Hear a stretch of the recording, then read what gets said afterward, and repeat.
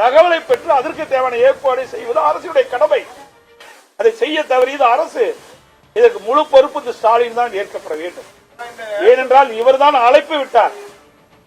ஸ்டாலின் அவர்கள் தான் விமான சாகச நிகழ்ச்சி வந்து கண்டு கலிங்கள் என்று அறிவிப்பை வெளியிட்டவர் இந்த நாட்டினுடைய முதலமைச்சர்.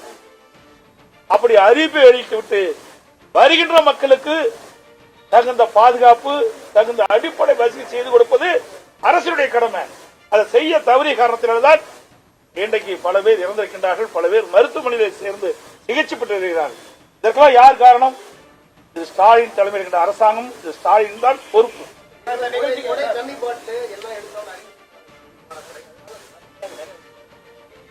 சரி, நீங்க எப்படி இருக்கிறாங்க? நீங்க உங்க ஊடகத்திலையும் பத்திரிகையும் வர செய்தி வச்சுதான் நான் பேசுறேன். ஊடகம் பத்திரிகை தானே செய்தி வெளியிட்டு இருக்கிறீங்க. பல லட்சம் பேர் வந்து கண்டு கழித்தார் என்று, இந்த பல லட்சம் பேர் வந்து கண்டு கழித்தார் என்று சொல்கின்ற பொழுது அதற்கு தக்க ஏற்பாடு செய்வது அரசுடைய கடமை அல்லவா? அதை ஏன் செய்ய தவறிட்டீங்க?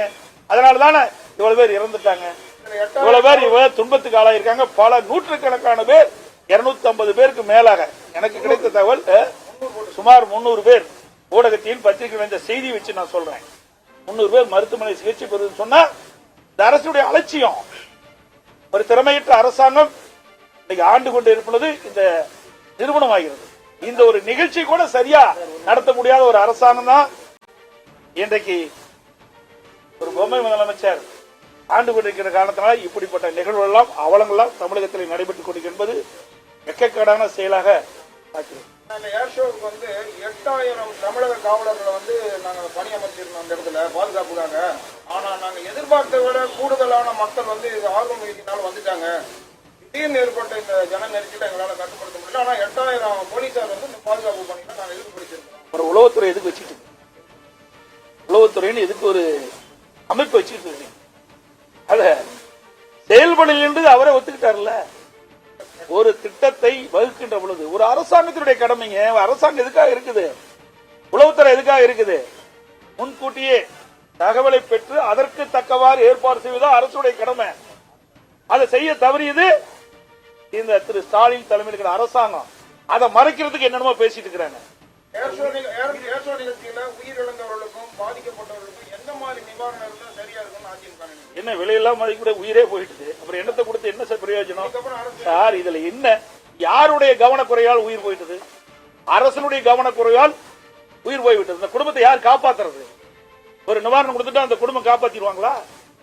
முழு பொறுப்பு ஸ்டாலின் தான் ஏற்க வேணும். இந்த திமுக அரசாங்கம் தான் ஏற்க வேணும். ஏன் இப்படிப்பட்ட நிகழ்வு ஏற்படுகிற பொழுது நீங்க தானே அழைப்பு எடுத்தீங்க? நீங்க அழைப்பு எடுக்கலாம் இவ்வளவு லட்சம் பேர் கூட மாட்டாங்கல்ல? அந்த மெரினா பீச்சில் எவ்வளவு கூட்டம் கூடுது? அதுக்கு என்ன அடிப்படை செய்து கொடுக்கணும்?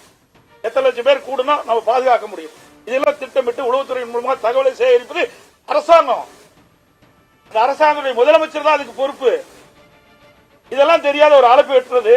நீங்க போய் பாதுகாப்பா அமர்ந்து சாகச நிகழ்ச்சியெல்லாம் பாத்தீங்க. ஆனா சாதாரண மக்கள் இதை காண ஆர்வமா வந்தாங்க.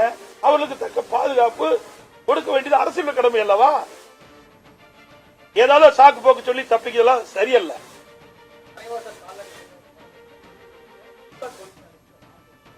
எதை வந்து உருப்படியா செஞ்சிருக்கிறாங்க? அதாவது இவர்களும் செய்ய மாட்டாங்க. இதற்கு முன்பு இருந்த அரசாங்கம் செயல்பட்டாலும் ஒரு நல்ல திட்டத்தை கொண்டு வந்தாலும் அதை பொறுத்துக் கொள்ள முடியாத அரசாங்கம் தான் இன்னைக்கு முடியாத திமுக அரசு. இன்றைக்கு ஒரு மிகப்பெரிய கால்நடை பூங்கா, இந்தியாவிலேயே ஒரு மிகப்பெரிய கால்நடை பூங்கா, ஆராய்ச்சி கால்நடை பூங்கா, கல்லூரி மற்றும் ஆராய்ச்சி நிலையத்தை நம்ம கட்டணும். எதற்காக இதை கொண்டு வந்து இன்றைக்கு விவசாயிகள் தான் சுமார் தமிழகத்தில் 60% பேர் இருக்கிறாங்க. விவசாயத்தில் உபதொழில் கால்நடை வளர்ப்பு.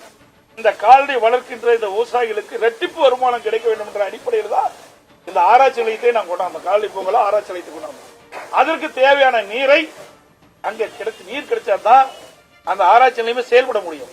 அதற்கு ஒரு குறிப்பிட்ட MLD தண்ணீர் வேண்டும் என்று சொல்லிதான் அதற்கு திட்டம் திட்டப்பட்டு தனியாக ஒரு குடிநீர் இன்னைக்கு ஒரு ஏற்பாடை செஞ்சு கொண்டு வரணும்.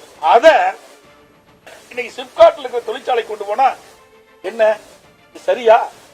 விவசாயிகள் எல்லாம் போராட்டம் நடத்துவதை அறிவிச்சிருக்காங்க. எங்கிட்ட கூட மனு கொடுத்தாங்க. இதையெல்லாம் இந்த அரசை வன்மையாக கண்டிக்கிறோம். இது விவசாயிகளுடைய பிரதான திட்டம்.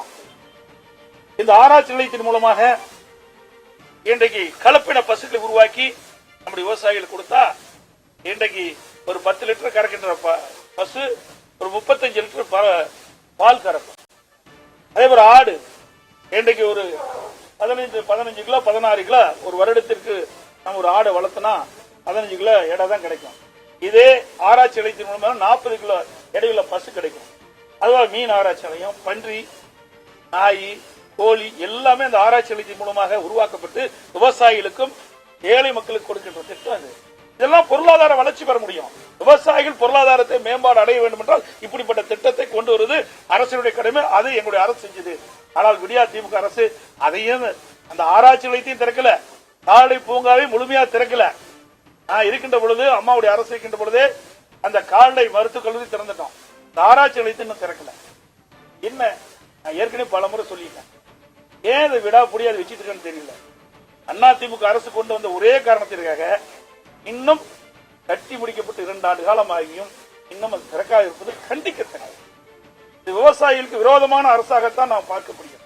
அது மட்டுமல்ல, இந்த தண்ணீரை இந்த கால்நடை பூங்காவுக்காக திட்டமிட்டு கொண்டு வரப்பட்ட அந்த காவிரி தண்ணீரை சிப்காட்டுக்கு வழங்குவதை ஒருபோதும் ஏற்றுக்கொள்ள மாட்டோம். இந்த நீதிமன்றத்தின் மூலமாக சந்தித்து நிவாரண காலம் அப்படி ஒரு கால் மீண்டும் இதை கொண்டு போனால் அரசு வேண்டுமென்றே திட்டமிட்டு இந்த ஆராய்ச்சி நிலையத்தை முடக்க வேண்டும் என்பதற்காக இந்த தண்ணீரை சிப்காட் கொண்டு போக நினைத்தால் அதிமுக அரசு வருகின்ற பொழுது அது ரத்து செய்யும்.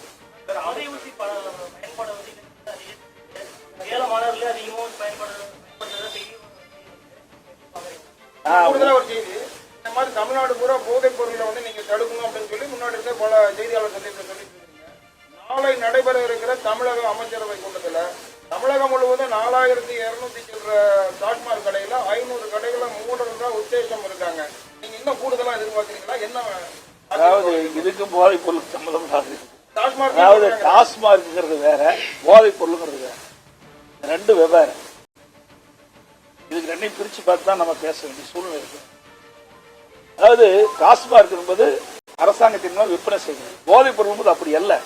கள்ளத்தனமாக கடத்திட்டு வந்து விற்பனை செய்வது போதைப் பொருள். இதுக்கு அதுக்கு வித்தியாசம் இருக்கு. நீங்க சிந்திச்சு பாருங்க. அதிமுக அரசு இருந்த பொழுது போதைப் பொருள் தடுப்பு கடுமையான நடவடிக்கை எடுத்தாங்க, கட்டுப்படுத்தி இருந்தாங்க, அதை கட்டுப்பாட்டுக்கு கொஞ்சிருந்தாங்க. திரு ஸ்டாலின் தலைமையில் அமைக்கப்பட்ட திராவிட முன்னேற்ற அரசு வந்த பிறகு, இன்றைக்கு இந்த செயலற்ற அரசு வந்த பிறகு, இன்றைக்கு அண்டை மாநிலத்திலிருந்து எளிதா போதைப் பொருளை கடத்திட்டு வந்து இங்க விற்பனை செய்கிறாங்க. இதனால இளைஞர்கள், மாணவர்கள், பொதுமக்கள் கடுமையா பாதிக்கப்படுறாங்க. தொடர்ந்து நான் சட்டமன்றத்தில் பேசிட்டு வரேன், ஊடகத்தின் வாயிலாக, பத்திரிகையின் வாயிலாக இந்த கருத்தை தெரிவிச்சுட்டே இருக்கிறேன். ஏன்னா நாளுக்கு நாள் இந்த போதைப் பொருளுடைய நடமாட்டம் அதிகரித்துக் கொண்டிருக்கின்றது. போதைப் பொருள் பயன்படுத்தினுடைய ஆட்களுடைய எண்ணிக்கையும் அதிகரிச்சிருக்குது. இதெல்லாம் ஊடகத்திலே பத்திரிகை செய்தி வச்சுதான் நான் பேசுறேன். அண்மையில் கூட நீங்க சொன்ன மாதிரி தினத்தந்தி தொலைக்காட்சி என்று தெரிகிறேன். அந்த தொலைக்காட்சியில் ஒரு காட்சி காட்டினாங்க. நம்ம சேலத்துல